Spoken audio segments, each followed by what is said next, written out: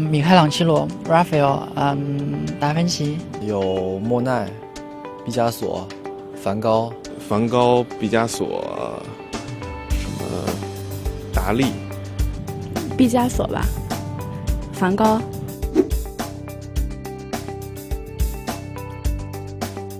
古希腊那边就是都是半路的身子嘛，它比较侧重于描绘那个就人体的那个线条的美啊，但是中国这边可能就少一点。传统意义上都说是西方是写实，中国是写意，但现在说当代艺术来说，我觉得已经没有什么界限了。我觉得，欧洲那边的艺术很多是那种更多的那种写实的风格，类似于油画那种。然后中国可能那边更多的山水，更讲那种就是意境一些。梵高的那个星空，梵高的星空，这好像是夜空还是星空那个，但我不知道作者是谁，突然记不起来。克里姆特，应该是克里姆特。我记不起来作者名字了。一下突然想不起来了。这个好像是蒙娜丽莎，这是达芬奇画的吧？蒙娜丽莎的微笑。达芬奇的蒙娜丽莎。What is European design? I would say European design has a lot to do with craftsmanship and attention to detail. If you think of all these designers that have been around for so long, for example, Coco Chanel from France, she started as a hat maker. And of course her brand, which still exists today, consists of makeup, clothes, jewelry, everything, shoes, bags, you name it. European designers put a great attention on detail. And you can see that also with the different materials that are used, how it's put together, the patterns that are made, colors.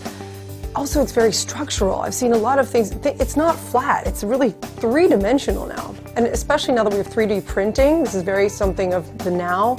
That's really come into the design atmosphere with regards to everything. Jewelry, hats, and clothes. I've seen a dress made of 3D printing. History of design in Europe. There's so much design. There's so much going on, and always has been.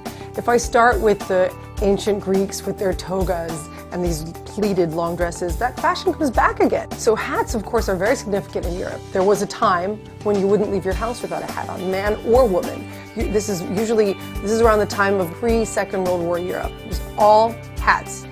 There are old images, you can see people on the streets and every single person's wearing a hat. It was mostly to do with cleanliness because there was industrial dirt in the air and you would just keep yourself clean with a hat. And the rules, I've given hat etiquette courses galore because there's so many rules that go along with hats. Unfortunately, they're not so applicable today. So like a man would take his hat off when he greets a lady, but he would have to do it with his left hand.